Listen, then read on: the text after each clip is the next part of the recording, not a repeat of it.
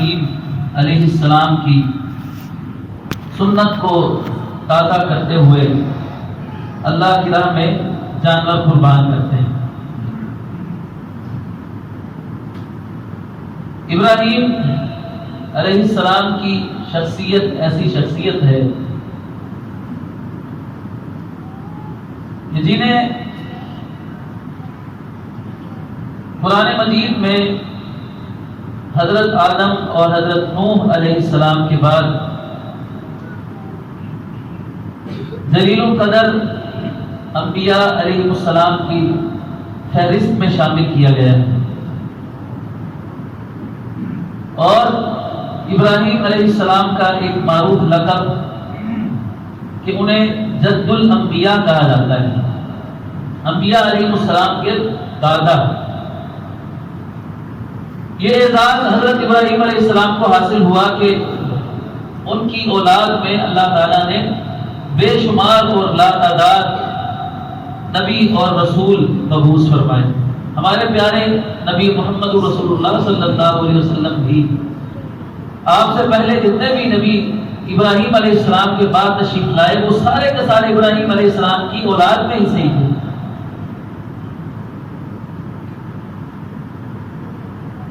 ابراہیم علیہ السلام کی شخصیت وہ شخصیت ہے کہ قرآن مجید میں انبیاء علیہ السلام کے تذکرے میں سب سے زیادہ تذکرہ صفات اور خصائل کے اعتبار سے اللہ رب العزت نے ابراہیم علیہ السلام کا کیا ہے۔ اگرچہ واقعات کے اعتبار سے حضرت موسیٰ علیہ السلام کا ذکر قرآن مجید میں سب سے زیادہ آیا ہے۔ موسیٰ علیہ السلام کے واقعات قرآن مجید میں بکھرے پڑے ہیں پورے وقت قرآن مجید میں، لیکن ابراہیم علیہ السلام کی شخصیت ایسی شخصیت ہے کہ عرش کا مالک اللہ رب العزت اپنے اس بندے کی خصلتیں اور خوبیاں قرآن مجید میں نازل فرماتا ہے۔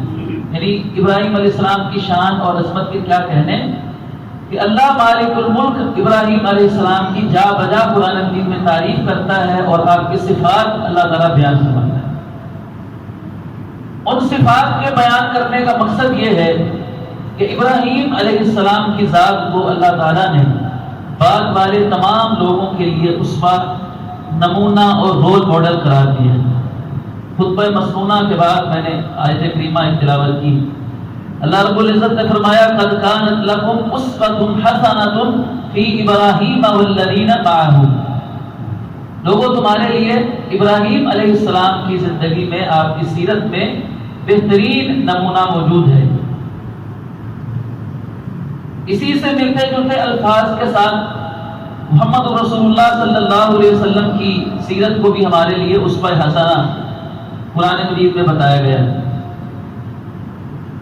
تو جس طرح ہم اپنے پیارے نبی محمد رسول اللہ صلی اللہ علیہ وسلم کی سیرت کو پڑھتے ہیں، سمجھتے ہیں اور اپنی زندگیوں میں آپ علیہ السلام کی سیرت کو اپنانے کی کوشش کرتے ہیں، آپ کی اتباع کرتے ہیں، تو قرآن مجید کی یہ آیت ہمیں بتاتی ہے کہ ابراہیم علیہ السلام کی ذات بھی ہمارے لیے رول ماڈل ہے، آپ کی ذات بھی ہمارے لیے اسوہ اور نمونہ ہے۔ تو جتنا ضروری ہمارے لیے محمد رسول اللہ صلی اللہ علیہ وسلم کی سیرت کو جاننا ہے، اتنا ہی ضروری پھر ابراہیم علیہ السلام کی سیرت کو جاننا بھی۔ اور اتباع کے لفظ سے بھی اللہ رب العزت نے ایک جگہ پر قرآن مجید میں فرمایا فَاتَّبِعُوا مِلَّةَ إِبْرَاهِيمَ حَنِيفًا، لوگوں ابراہیم علیہ السلام کی ملت کی، آپ کے عقیدے اور نظریے کی تم پیروی کرو، اتباع کرو۔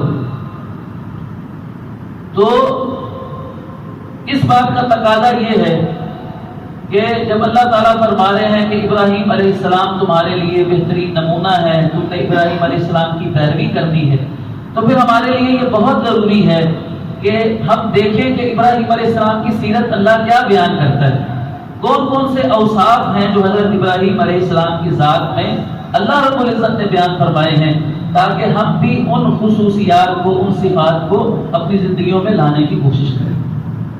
تو آج کے خطبے میں یہی بڑے مختصر اور جامع انداز میں 18 پوائنٹ میں نے آپ کے سامنے عرض کرتے ہیں قرآن مجید میں اللہ رب العزت نے ابراہیم علیہ السلام کی 18 صفات بیان کی. اللہ اکبر.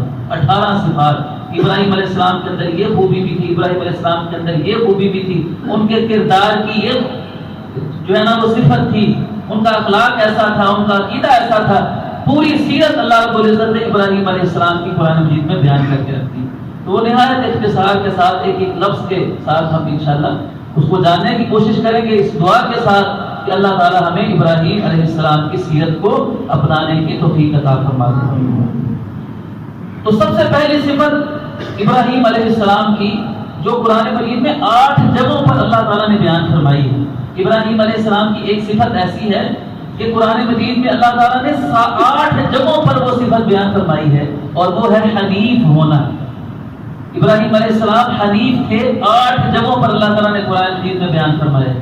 فَاتَّبِعُوا مِلَّةَ إِبْرَاهِيمَ حَنِيفًا. لوگوں ابراہیم علیہ السلام کی ملت کی پیروی کرو, وہ ابراہیم جو حنیف تھے. حنیف کا مطلب یہ ہے کہ جو ہر طرف سے کٹ کر صرف اور صرف اللہ کا ہو جائے. اور اس حنیف کے معنی کی تشریح اللہ رب العزت نے خود ابراہیم علیہ السلام کی زبانی قرآن مجید میں بیان فرمائی. ابراہیم علیہ السلام نے خود بتایا اپنی زبان سے کہ میں حنیف ہوں. کیسے؟ فرماتے ہیں وَأَعْتَزِلُكُمْ وَمَا تَدْعُونَ مِن دُونِ اللَّهِ وَأَدْعُو رَبِّي. ابراہیم علیہ السلام لوگوں کو, مشرکوں کو, اپنی قوم کو مخاطب کر کے کہتے ہیں اعتزلکم, میں تمہیں چھوڑ دیتا ہوں. تم میری اگر میرے عقیدے کو, توحید کی دعوت کو تسلیم کرنے کے لیے تیار نہیں ہو تو مجھے کوئی تمہاری پرواہ نہیں ہے. وما تدعون من دون اللہ, اور جن کو تم اللہ کے علاوہ پکارتے ہو ان سے بھی میں علیحدگی اختیار کرتا ہوں. وَأَدْعُو رَبِّي, اور میں تو اپنے رب سے ہی صرف مانگتا ہوں, اسی کو صرف پکارتا ہوں. تو یہ ہے حنیف کہ جو کسی کی پرواہ نہ کرے, دشمنوں کی دشمنی کی, کسی مخالفت کرنے والے کی مخالفت کی, کسی ملامت کرنے والے کی ملامت کی پرواہ نہ کرے, اور صرف اللہ کو راضی کرنا اس کا مقصود ہو جائے. اور جب بھی اس کو کسی چیز کی ضرورت پڑے تو وہ اللہ تعالیٰ کی طرف ہی دستے سوال جو ہے وہ دراز کرے. اس کے بعد ابراہیم علیہ السلام کی ایک صفت قرآن مجید میں بیان ہوئی کہ آپ علیہ السلام شرک سے بیزاری اختیار کرنے والے تھے. وما كان من المشرکین, ایک جگہ فرمایا لم یکن من المشرکین. 2 جگہ پر اللہ تعالیٰ نے ابراہیم علیہ السلام کی شرک سے بیزاری کا اللہ رب العزت نے اعلان فرمایا کہ ابراہیم علیہ السلام مشرک نہیں تھے. اور اس کا پس منظر یہ تھا کہ یہودی, عیسائی اور مکے کے مشرک یہ سارے کے سارے ابراہیم علیہ السلام کی طرف اپنی نسبت کرنے کو اعزاز سمجھتے تھے. یہودی کہتے تھے ہم ابراہیمی ہیں, ابراہیم ہمارے ہیں. عیسائی کہتے تھے ابراہیمی ہیں ہم ہیں اور ابراہیم ہمارے ہیں. اور مکے کے مشرک کہتے تھے ہم ابراہیمی ہیں, ابراہیم ہمارے ہیں. سارے ابراہیم علیہ السلام کو اپنی طرف کھینچنے کی کوشش کرتے تھے. تو اللہ تعالیٰ فرماتے ہیں ما کان ابراہیم یہودیا ولا نصرانیا. ابراہیم علیہ السلام یہودی بھی نہیں تھے, عیسائی بھی نہیں تھے, وہ تو حنیف تھے. ولم یکن من المشرکین, وہ شرک کرنے والوں میں سے بھی نہیں تھے. مکے کے مشرکوں تم کس نام سے, کس منہ سے ابراہیم علیہ السلام کا نام لیتے ہو؟ تم تو شرک میں لتھڑے ہوئے ہو, اور ابراہیم علیہ السلام شرک سے بیزار تھے. تو شرک سے بیزاری یہ ابراہیم علیہ السلام کی دعوت ہے. تو آج جو شخص ابراہیم علیہ السلام کی قربانی والی سنت کو اپناتا ہے لیکن ابراہیم علیہ السلام کے عقیدے کو نہیں اپناتا, تو اس کو ذرا رک کر سوچنا چاہیے نا کہ میں ابراہیم علیہ السلام کی سنت قربانی کو تو ادا کر رہا ہوں, جانور تو میں نے خرید لیا, لیکن ابراہیم علیہ السلام والا عقیدہ ہے میرا. یہ غور کرنے کی بات ہے. کتنے ہی مسلمان ایسے ہیں کہ جو قربانیاں کریں گے, ابراہیم علیہ السلام کی سنت کو ادا کریں گے, لیکن ان کا عقیدہ ابراہیم علیہ السلام والا نہیں ہے. ابراہیم علیہ السلام تو شرک سے بیزاری کا اعلان کر رہے ہیں, لیکن ان کے عقیدے کے اندر تو شرک کی آمیزش ہے. تو یہ بھی قربانی کا ایک پیغام ہے کہ ہم نے ابراہیم علیہ السلام کے عقیدے کو سمجھنا ہے، وہ عقیدہ جو توحید پر مبنی ہے، اور سارے نبیوں کا عقیدہ ایک ہی ہے۔ محمد رسول اللہ صلی اللہ علیہ وسلم نے بھی اسی عقیدہ توحید کی دعوت دی اور شرک سے جو ہے وہ بیزاری کا اعلان فرمایا۔ تیسرے نمبر پر ابراہیم علیہ السلام کی جو صفت قرآن بیان کرتا ہے وہ ہے کہ آپ مسلم تھے۔ مسلم کا مطلب فرما بردار۔ اللہ تعالیٰ فرماتے ہیں اذ قال له ربه اسلم قال اسلمت لرب العالمین۔ اللہ تعالیٰ کہتے ہیں کہ میں نے ابراہیم سے فرمایا کہ ابراہیم تو مسلمان ہو جا، اسلم میرا فرما بردار ہو جا۔ ابراہیم علیہ السلام نے آگے سے چوں چرا کیے بغیر کیا عرض کیا کہ اسلمت لرب العالمین، میں رب العالمین کا فرما بردار ہو گیا۔ اے اللہ تیرا ہر حکم سر آنکھوں پر، تیرا حکم آئے گا تو ادھر سے سر تسلیم خم ہوگا۔ اور پھر قرآن نے واقعات بیان کیے ہیں، وقت نہیں اتنا کہ یہ بیان کیا جائے کہ ابراہیم علیہ السلام نے کس کس موقع پر اللہ تعالیٰ کی فرما برداری کی۔ جیسے اللہ نے حکم دیا ویسے ہی ساری زندگی ابراہیم علیہ السلام کی وہ آزمائشوں کے اندر گزر گئی، اور ہر حکم کو ابراہیم علیہ السلام نے اللہ تعالیٰ کے سر بجا لایا۔ اس کے بعد ابراہیم علیہ السلام کی 3 صفات کو اللہ تعالیٰ نے ایک ہی آیت کریمہ کے اندر بیان فرمایا۔ ان ابراہیم لحلیم اواہ منیب۔ ابراہیم علیہ السلام جو تھے وہ حلیم تھے۔ حلیم کا مطلب بردبار۔ اللہ تعالیٰ کی بھی یہ صفت ہے۔ اللہ تعالیٰ کے جو اسماء الحسنی ہے نا، ان میں سے ایک نام اللہ تعالیٰ کا الحلیم بھی ہے۔ اور نبی علیہ السلام نے اپنے ایک صحابی سے فرمایا تھا، صحیح مسلم کی حدیث ہے، آپ نے فرمایا تھا کہ تیرے اندر 2 خوبیاں ایسی ہیں کہ جو اللہ تعالیٰ کو بہت پسند ہیں، ان میں سے ایک یہی حلم تھا۔ حلم اس کو اردو میں ہم بردباری کہتے ہیں، برداشت، یعنی کسی دوسرے کی طرف سے زیادتی کو دیکھ کر سن کر اس کو برداشت کرنا، فوراً ریئیکٹ نہ کرنا۔ تو ابراہیم علیہ السلام کی ساری زندگی جو ہے وہ ان کی بردباری کی، ان کا پیشنس جس کو کہتے ہیں، صبر برداشت، اس کے اوپر جو ہے نا وہ مبنی ہے۔ شروع سے لے کر آخر تک ساری زندگی وہ ہمیں بتاتی ہے کہ ابراہیم علیہ السلام کتنے حلیم تھے، کتنے بردبار تھے۔ لوگوں کی طرف سے کیسی کیسی زیادتیاں ہوئی ان کے ساتھ، قوم نے کیا کچھ کیا، لیکن ابراہیم علیہ السلام نے حلم کا اور بردباری کا مظاہرہ فرمایا۔ اس کے بعد فرمایا اواہ۔ ابراہیم علیہ السلام جو تھے وہ اواہ تھے۔ اواہ کا ترجمہ علماء نے کیا ہے کہ رقیق القلب، خدا ترس، رحم دل، نرم دل والے۔ خدا ترسی اور نرم دلی اور دل کا نرم ہونا یہ اللہ تعالیٰ کو بڑا پسند ہے، اور اس کے مقابلے میں دل کی سختی کو اللہ رب العزت نے قرآن مجید میں بڑا ہی اس کی بڑی مذمت بیان فرمائی ہے کہ کسی کا دل جو ہے وہ اتنا سخت ہو جائے۔ فرمایا کہ کچھ لوگ ایسے ہوتے ہیں کہ جن کے دل پتھروں سے بھی زیادہ سخت ہو جاتے ہیں۔ تو نرم دلی یہ اللہ تعالیٰ کو پسند ہے، یہ خوبی، اور ابراہیم علیہ السلام کے اندر یہ صفت جو تھی وہ بدرجہ عدم پائی جاتی تھی۔ اس کی صفت تعریف اللہ تعالیٰ بیان فرما رہے ہیں۔ اور تیسرے نمبر پر فرمایا منیب۔ ابراہیم علیہ السلام منیب تھے۔ منیب کا مطلب اللہ کی طرف رجوع کرنے والے۔ رجوع کئی طرح سے ہوتا ہے اللہ کی طرف۔ ایک رجوع تو اللہ کی عبادت ہے کہ انسان پلٹ کر اللہ کی طرف آئے۔ ایک مرتبہ نماز پڑھی ہے، فجر کی نماز پڑھی ہے، پھر ظہر کی بھی پڑھنے آگے، پھر عصر کی بھی پڑھنے آگے، اللہ کی طرف بار بار پلٹنا، بار بار اللہ کی طرف آنا، یہ انابت ہے، اللہ کی طرف انابت آنا۔ انابت کا ایک اور معنی کہ جب انسان سے گناہ ہو جائے، غلطی ہو جائے تو فوراً بندہ اللہ کی طرف پلٹ آئے، توبہ کر لے۔ توبہ کی بھی انابت کہتے ہیں نا، توبہ کو دوسرا نام جو وہ انابت بھی ہے، اللہ کی طرف پلٹنا۔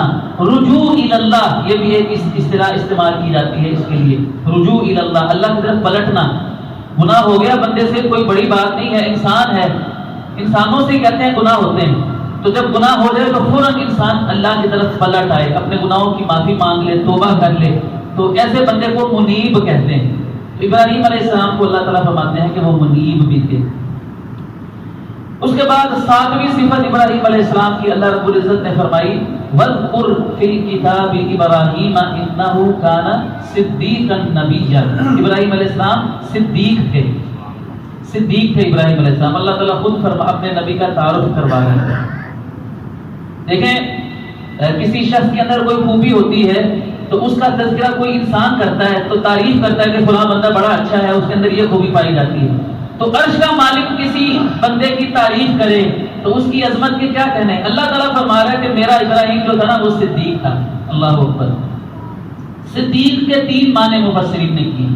پہلا معنی ہے حق کی تصدیق کرنے والا، یعنی اللہ تعالیٰ کی طرف سے جو وحی اترتی ہے اس کی تصدیق کرنے والا. اسی معنی میں حضرت ابوبکر صدیق رضی اللہ عنہ کو صدیق کا لقب ملا ہے، تصدیق کرنے والا. دوسرا معنی ہے سچ بولنے والا، ہمیشہ سچ بولنے والا. نبی علیہ السلام کی مشہور حدیث ہے، آپ علیہ السلام نے فرمایا کہ ایک بندہ سچ بولتا رہتا ہے، سچ بولنے کی کوشش کرتا ہے، ہمیشہ سچ بولتا رہتا ہے، سچ بولتا رہتا ہے، یہاں حتیٰ یکتب عند اللہ صدیقا، یہاں تک کہ اللہ تعالیٰ کے یہاں اس کو صدیق لکھ دیا جاتا ہے. تو سچ بولنے والے کو بھی صدیق کہتے ہیں. اور تیسرا معنی ہے آزمائشوں میں پورا اترنے والا. اللہ تعالیٰ کی طرف سے جو آزمائشیں آئے ان پر پورا اترنے والا. تو یہ تینوں معنی ابراہیم علیہ السلام کے اندر موجود ہیں. 8ویں صفت اللہ تعالیٰ نے جو قرآن مجید میں ابراہیم علیہ السلام کی بیان کی ہے وہ ہے ابراہیم علیہ السلام کا مہمان نواز ہونا. اور اللہ تعالیٰ نے اتنے خوبصورت انداز میں یہ بات بیان فرمائی ہے. اللہ تعالیٰ فرماتے ہیں هل اتاک حدیث ضیف ابراہیم المکرمین، کیا تمہارے پاس ابراہیم علیہ السلام کے مہمانوں کی خبر نہیں پہنچی. کیا انداز ہے. ابراہیم علیہ السلام کے مہمانوں کا اللہ تعالیٰ ذکر فرما رہا ہے اور پھر بتا رہا ہے کہ ابراہیم علیہ السلام کیسے مہمان نواز تھے اور اپنے مہمانوں کی کیسے مہمان نوازی کرتے تھے. اور ہم جس دین اسلام کو ماننے والے ہیں، ہمارے پیارے نبی صلی اللہ علیہ وسلم نے بھی مہمان نوازی کی اور مہمان کی عزت اور تقریب کرنے کی ہمیں تلقین فرمائی ہے. آپ نے فرمایا کہ من کان یؤمن باللہ والیوم الآخر فلیکرم ضیفہ، جو بندہ آخرت اللہ پر اور آخرت کے دن پر ایمان لاتا ہے اس کو چاہیے کہ اپنے مہمان کی تقریب کرے، عزت کرے، اس کی آؤ بھگت کرے، مہمان نوازی کرے. تو ابراہیم علیہ السلام کا اللہ تعالیٰ نے جو وہ پورا ایک واقعہ ذکر کیا ہے، اصل میں تو وہ فرشتے تھے جو انسانی شکل میں آئے تھے. تو ابراہیم علیہ السلام کو کے بارے میں اللہ تعالیٰ فرماتے ہیں فراغ الی اہلہ فجاء بعجل سمین. ابراہیم علیہ السلام ان کے لیے پورا چھترا جو ہے نا وہ بھون کے لے آئے، روسٹ کر کے لے آئے. 2 بندے تھے تو ان کے لیے اللہ تعالیٰ ابراہیم علیہ السلام پورا چھترا ہی روسٹ کر کے لے آئے. تو یہ اس سے ان کی مہمان نوازی کا جو ہے وہ اندازہ ہوتا ہے. اسی طرح ایک صفت اللہ تعالیٰ نے ابراہیم علیہ السلام کی جو ہمیں پورے قرآن سے نظر آتی ہے کہ وہ ہے ابراہیم علیہ السلام بہت زیادہ دعا کرنے والے تھے اللہ تعالیٰ سے. اللہ تعالیٰ سے دعا کرنی انبیاء علیہ السلام کی، یہ سارے انبیاء علیہ السلام کی عادت ہے. قرآن سارے کا سارا بھرا ہوا ہے نبیوں کی دعاؤں سے. تو اس سے معلوم ہوتا ہے کہ اللہ کے نبی، جو بندہ اللہ کا جتنے زیادہ قریب ہوتا ہے اس کو اتنی زیادہ دعاؤں کی ضرورت ہوتی ہے. جیسے جیسے بندہ اللہ کے قریب ہوتا جاتا ہے اس کی دعاؤں کے اندر اضافہ ہوتا جاتا ہے. ہم دعا کرتے نہیں اللہ سے، ہم اللہ سے دوری بہت ہے نا تو ہم دعائیں نہیں کرتے. تو اللہ کے کوئی جتنا قریب ہوتا ہے وہ اتنی زیادہ اللہ سے دعائیں کرتا ہے. تو اللہ کے نبی سب سے زیادہ اللہ کے قریب ہوتے ہیں تو اللہ سے دعائیں بھی سب سے زیادہ اللہ کے نبی کرتے ہیں. نبی علیہ السلام کی زندگی آپ دیکھیں، ہر وقت اللہ سے دعا. یہ جو اذکار ہیں مختلف اوقات کے، آپ ان کے اوپر غور کریں نا تو بندہ ایسے ہی لگتا ہے کہ نبی علیہ السلام سارا دن بس دعا ذکر ہی کرتے رہتے تھے، کوئی اور بھی کام کرتے تھے. ہاں، سارا دن اللہ کو یاد کرنا، اللہ سے دعا کرنا، اللہ سے مانگنا. تو قرآن مجید میں بھی اللہ تعالیٰ نے جا بجا ابراہیم علیہ السلام کی دعاؤں کو ذکر کیا ہے. تو ان دعاؤں کو ہمیں دیکھنا چاہیے، پڑھنا چاہیے. اور یہ بڑی مجرب دعائیں ہوتی ہیں، یاد رکھیں. ہمارے ہاں لوگ، مصیبت یہ ہے کہ لوگوں کو نا بعض لوگوں نے وظیفوں پر الٹے سیدھے چکروں میں ڈالا ہوا ہے. تو وہ بڑے نا پٹھے سیدھے گھما پھرا کے وہ وظیفے بتائیں گے. تم نے 37 دفعہ فلان ذکر کرنا ہے اور قبلے کی طرف منہ کر کے اور گھر کی چھت کے اوپر چڑھ کے شروع میں اتنی دفعہ درود شریف، آخر میں اتنی دفعہ درود شریف، شروع میں اتنی دفعہ اللہ ہو، آخر میں اتنی دفعہ اللہ ہو. وہ گھما کے پیچیدہ سا کمپلیکیٹڈ قسم کا وظیفہ بتائیں گے نا جب کوئی، تو بڑی تسلی ہوتی ہے یہ صحیح وظیفہ ہے. مجھے پیارے بھائیوں ذرا یہ بتائیے، اگر ایک شخص بے اولاد ہے، اس کی اولاد نہیں ہے، تو کسی مولوی صاحب کے پاس جاتا ہے، مجھے کوئی وظیفہ بتاؤ، وہ پٹھے سیدھا کوئی وظیفہ اس کو بتائے گا نا کہ یہ صحیح وظیفہ ہے. تو اگر کوئی عالم دین اس کو یہ کہے کہ دیکھو بھائی ابراہیم علیہ السلام بھی بے اولاد تھے نا، 80 سال عمر ہو گئی، اولاد نہیں تھی. تو ابراہیم علیہ السلام نے اللہ تعالیٰ سے دعا کی ربی ھب لی من الصالحین، اللہ تعالیٰ نے اولاد دے دی تھی نا. تو تو بھی یہ دعا کر، جس اللہ نے اس دعا کی وجہ سے ابراہیم کو اولاد دی تھی تو تجھے نہیں اللہ دعا دے گا؟ تو تم پھر بھی وظیفے مولویوں کے پاس، پیروں کے پاس اور گدی نشینوں کے پاس وظیفے ڈھونڈے جاتے. اللہ نے تو وظیفہ بتا دیا قرآن میں، ابراہیم علیہ السلام کا وظیفہ تمہارے لیے کافی نہیں ہے. تو یہ دعائیں انبیاء کرام علیہ السلام کی جتنی بھی قرآن مجید میں ہیں وہ سب بڑی پر تاثیر اور مجرب، مطلب مجرب کہتے ہیں نا کہ یہ مجرب نسخہ ہے جی، مجرب نسخہ. حکیم صاحب کہتے ہیں نا لوگوں کو یہ مجرب نسخہ ہے، میں نے بڑے مریضوں پر تجربہ کیا. تو نبیوں سے بڑھ کر مجرب وظیفہ کس کا ہے میرے پیارے بھائیوں؟ نبیوں نے نہیں تجربہ کیا، اللہ نے دعائیں قبول کی نبیوں کی. تو ہمیں بھی وہی والی دعائیں کرنی چاہیے جو نبیوں کی اللہ تعالیٰ نے قرآن مجید میں ذکر کی ہیں. اس کے بعد ابراہیم علیہ السلام کی ایک خوبی بیان ہوئی ہے کہ وہ عبادت گزار تھے، بہت زیادہ عبادت گزار. جیسے ہمارے نبی علیہ السلام بھی بہت زیادہ عبادت گزار تھے، اتنی عبادت کرتے، اتنی نماز پڑھتے کہ کھڑے ہو کر آپ کے قدمین شریفین سوج جاتے، ورم آ جاتا ان میں. تو پوچھا جاتا کہ اللہ کے رسول آپ اتنی محنت کرتے ہیں، اتنی مشقت کرتے ہیں، تو آپ فرماتے کہ میں اللہ کا شکر گزار بندہ نہ بن جاؤں. اور ابراہیم علیہ السلام کی ایک دعا اللہ تعالیٰ نے قرآن مجید میں ذکر کی ہے، رب اجعل لی مقیم الصلاۃ، اے اللہ مجھے نماز کو قائم کرنے والا بنا دے. یہ ابراہیم علیہ السلام دعا کریں. آپ کا کیا خیال ہے؟ ابراہیم علیہ السلام نماز نہیں پڑھتے ہوں گے، نماز میں سستی کرتے ہوں گے، اس لیے یہ اللہ سے کہہ رہے ہیں نہیں، عبادت تو وہ کرتے تھے لیکن اللہ تعالیٰ سے کہہ رہے ہیں کہ یا اللہ مجھے اور توفیق عطا فرما، میں اس سے بھی زیادہ تیری عبادت کروں. تو عبادت بندہ کرے بھی اور پھر بھی اللہ تعالیٰ سے مدد مانگے، توفیق مانگے کہ اللہ مجھے مزید جو ہے نا وہ توفیق عطا فرما کہ میں نماز کو ویسے ادا کروں جیسے تو چاہتا ہے. اس کے بعد ابراہیم علیہ السلام کا اللہ تعالیٰ کی نعمتوں کا شکر ادا کرنا، یہ بھی ایک صفت اللہ تعالیٰ نے بیان فرمائی. اللہ تعالیٰ فرماتے ہیں ابراہیم علیہ السلام کا تعارف کرواتے ہوئے شاکرن لانعمہ، ابراہیم علیہ السلام جو تھے تو اللہ تعالیٰ کی دی ہوئی نعمتوں کا شکر ادا کرنے والے تھے، شاکر تھے وہ ابراہیم علیہ السلام. تو بہت ساری جگہوں پر اس کے بارے میں ابراہیم علیہ السلام کے جو واقعات ہیں ان کے اندر سے بھی یہ پہلو جو ہے وہ اخذ کیا جا سکتا ہے کہ کیسے کیسے ابراہیم علیہ السلام نے اللہ کا شکر ادا کیا. مثال کے طور پر صرف ایک مثال ہم دیکھ لیتے ہیں کہ جب ابراہیم علیہ السلام کو اللہ تعالیٰ نے بڑھاپے کے اندر بیٹا عطا کیا اسماعیل علیہ السلام، اور پھر اس کے بعد اسحاق علیہ السلام، تو اللہ تعالیٰ کا شکر کیسے ادا کر رہے ہیں؟ قرآن نے وہ الفاظ بیان کر دیے ابراہیم علیہ السلام کے شکر کے الفاظ. ابراہیم علیہ السلام فرماتے ہیں الحمدللہ الذی وہب لی علی الکبر اسماعیل و اسحاق ان ربی لسمیع الدعاء. تعریفیں تو اس اللہ کے لیے ہیں کہ جس نے ابراہیم کو بڑھاپے کے اندر اسماعیل اور اسحاق عطا فرما دی. اور پھر کہتے ہیں ان ربی لسمیع الدعاء، میرا پروردگار تو دعاؤں کو سننے والا ہے. ولم اکم بدعاء ربی شقیہ، یہ بھی ایک جگہ فرمایا کہ میں اپنے اللہ کو پکار کر، اپنے رب کو پکار کر کبھی بھی محروم نہیں رہا. ایسا نہیں ہوا کہ میں نے اللہ سے مانگا اور اللہ نے مجھے دیا نہ ہو. تو ہم مانگتے نہیں ہیں اور ہم صرف شکایتیں کرتے ہیں اللہ کی، ہم اللہ کی شکایتیں کرتے ہیں، مانگتے تو ہم ہے نہیں. تو اللہ تعالیٰ کہتا ہے مانگ کے تو دیکھو، میں نہ دوں تو پھر تم شکایت کرنا نا. اس کے بعد ابراہیم علیہ السلام کی ایک خوبی اللہ نے بیان فرمائی ہے کہ آپ علیہ السلام کا جو دل تھا وہ قلب سلیم تھا. اور خود ابراہیم علیہ السلام کے بارے میں انہی کے الفاظ کے اللہ تعالیٰ نے قرآن مجید میں فرمایا ہے کہ قیامت کا جو دن ہوگا یوم لا ينفع مال ولا بنون الا من اتى الله بقلب سلیم.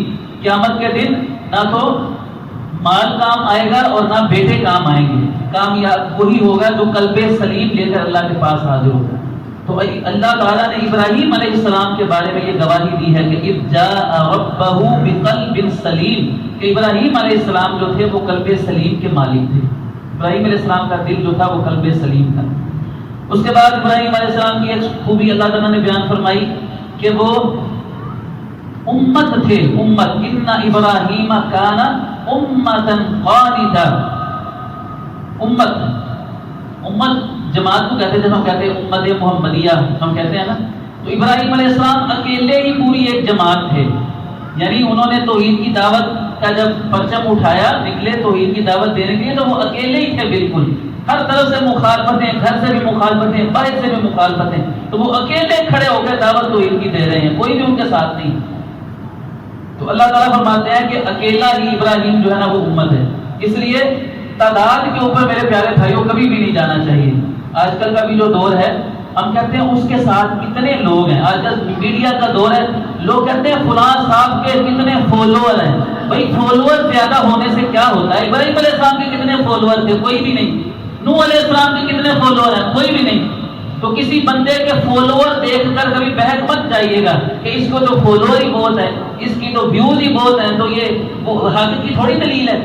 کسی کے فالوور زیادہ ہونے سے وہ حق پر ہو جاتا ہے؟ بلا حق تو حق ہوتا ہے چاہے وہ اکیلا ہی ہو۔ ابراہیم علیہ السلام اکیلے ہیں، اللہ تعالیٰ فرما رہے ہیں وہ اکیلے ہی امت ہے۔ اسی طرح نوح علیہ السلام نے 950 سال تبلیغ کی، کوئی بھی نہیں ان کے ساتھ ملا، تو اس کا مطلب ہے کہ ابراہیم علیہ السلام، نوح علیہ السلام کی دعوت جو تھی وہ غلط تھی؟ نعوذ باللہ، ایسا تو نہیں تھا۔ تو اس لیے ہمیں حق کو دیکھنا چاہیے، یہ نہیں دیکھنا چاہیے کہ لوگ کس طرف زیادہ ہیں۔ اور قانت، ایک صفت اللہ تعالیٰ نے کیا بیان فرمائی ابراہیم علیہ السلام کی؟ وہ قانت تھے۔ قانت کا مطلب فرما بردار، اللہ تعالیٰ کے لیے خشوع اختیار کرنے والے اور ہر بات اللہ تعالیٰ کی ماننے والے۔ اسی طرح ابراہیم علیہ السلام کی ایک صفت اللہ تعالیٰ نے بیان فرمائی ہے کہ وہ وفادار تھے۔ وَإِبْرَاهِيمَ الَّذِي وَفَّى، ابراہیم علیہ السلام کا ذکر کرو قرآن پڑھنے والوں کہ جو وفادار تھے، اللہ تعالیٰ سے انہوں نے وفاداری کی ہے۔ اللہ تعالیٰ نے جس آزمائش سے گزارا، وَإِذِ ابْتَلَىٰ إِبْرَاهِيمَ رَبُّهُ بِكَلِمَاتٍ فَأَتَمَّهُنَّ، اللہ تعالیٰ نے جب بھی ابراہیم کو آزمایا، ابراہیم علیہ السلام ہر آزمائش کے اندر ہی کامیاب ہو گئے۔ تو یہ ابراہیم علیہ السلام کی بھی ایک پوری کہانی ہے، لمبے واقعات ہیں، بلکہ ابراہیم علیہ السلام پر کون کون سی آزمائشیں آئیں۔ یہ قربانی والی بھی ایک آزمائش ہے، یعنی آپ تصور کیجئے کہ 80 سال کا بزرگ ہو، 80 سال میں اس کو ایک بیٹا ملے، تو اس بیٹا کہتے ہیں، ہمارے یہاں پنجاب میں کہتے ہیں مہنگا پتر، وہ شادی کے تھوڑی دیر بعد ذرا اولاد ہو اور وہ بھی اکلوتا ہی، اکلوتی کسی کی اولاد ہو اور شادی کے بڑی دیر بعد پیدا ہو، تو کہتے ہیں مہنگا پتر ہے۔ ہاں، بڑی مشکل سے کہتے ہیں ہم نے اللہ سے دعائیں کر کے لیا ہے اکلوتا، تو وہ ماں باپ بھی سمجھتے ہیں کہ اس کی کیا جو ہے نا وہ ماں باپ کی نظروں میں اس کی کیا محبت ہوتی ہے۔ تو قربانی اصل میں میرے پیارے بھائیوں ہے ہی اللہ کی محبت کے آگے ہر چیز کی محبت کو قربان کر دینے کا نام قربانی ہے۔ ابراہیم علیہ السلام نے اپنے بیٹے کی، یعنی آپ تصور تو کریں نا کہ 80 سال کا بزرگ ہے، اللہ نے بیٹا دیا اس عمر میں، اور اللہ نے حکم دے دیا خواب کے ذریعے سے کہ ذبح کرو۔ حکم ہی تھا نا، وہ خواب حکم تھا، نبیوں کو جو خواب آتے ہیں حکم ہوتے ہیں، اللہ کی طرف سے وحی ہوتی ہے۔ تو ابراہیم علیہ السلام نے نہیں سوچا کہ یا اللہ تو نے مجھے کون سا حکم دے دیا، ہاں تو نے مجھے بیٹا دیا تھا، ایک ہی بیٹا میرا، تو اللہ تعالیٰ نے حکم دیا، تو ابراہیم علیہ السلام کس آزمائش کے اندر بھی پورے اترے۔ اور فلما اسلما، اللہ تعالیٰ نے فرمایا فلما اسلما وتلہ للجبین، اللہ تعالیٰ نے فرمایا کہ دونوں باپ بیٹا جو ہے نا وہ دونوں ہی فرما بردار ہو گئے، اللہ کے حکم کے آگے انہوں نے جو ہے نا اپنا سر جھکا دیا، اور فرمایا قد صدقت الرؤیا، ابراہیم تو نے اپنا خواب جو ہے وہ سچا کر دکھایا۔ اسی طرح آخری جو ابراہیم علیہ السلام کی صفت قرآن مجید میں بیان ہوئی ہے وہ ہے مہاجر، اللہ تعالیٰ کی طرف ہجرت کرنے والا۔ ابراہیم علیہ السلام نے بذات خود بھی ہجرت کی۔ ہجرت کے دو معنی ہوتے ہیں، ایک ہوتا ہے جو اسلام میں جس کو ہم ہجرت کہتے ہیں، یعنی اللہ کی خاطر وطن چھوڑ کر جانا۔ ابراہیم علیہ السلام کو اللہ نے حکم دیا کہ اپنی بیوی کو اور دودھ پیتے بچے کو اسماعیل کو تم مکے کے اندر چھوڑ دو، اور وہ مکہ بھی ایسا کہ بے آب و گیا وادی، پانی پینے کا ایک پانی کا گھونٹ بھی نہیں ہے، کوئی درخت بھی وہاں پر نہیں ہے سائے کے لیے، پینے کے لیے پانی کا ایک گھونٹ بھی نہیں ہے۔ اللہ تعالیٰ نے کہا کہ اپنی بیوی اور بیٹے کو یہاں پر چھوڑ کے چلے جاؤ، تو چھوڑ کے چلے گئے۔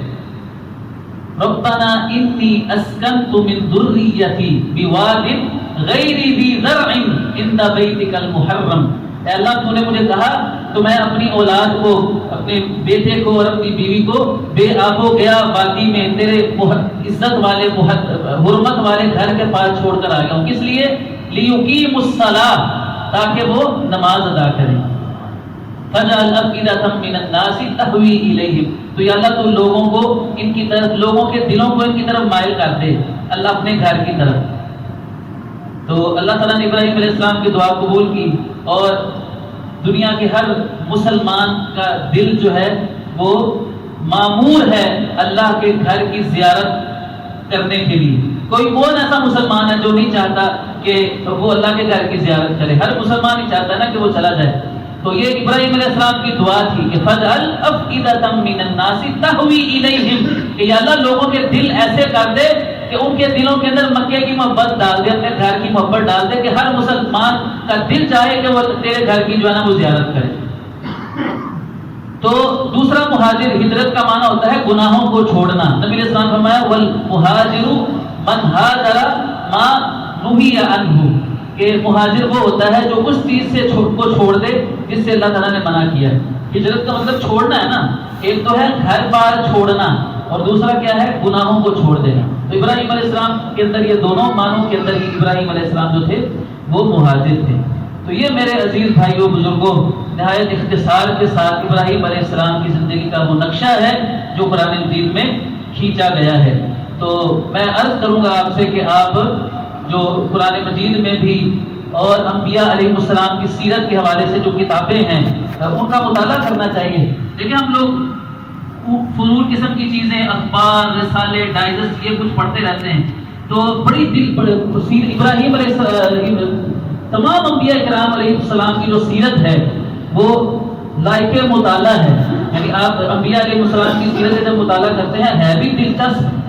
واقعات جو قرآن مجید میں بیان کیے گئے ہیں وہ دلچسپ بھی ہیں، اور ان کے اندر ہمارے لیے بہت زیادہ اسباب جو ہے وہ موجود ہیں. تو امام ابن کثیر رحمۃ اللہ علیہ، آپ اکثر ان کا نام سنا ہوا ہے، تفسیر ابن کثیر.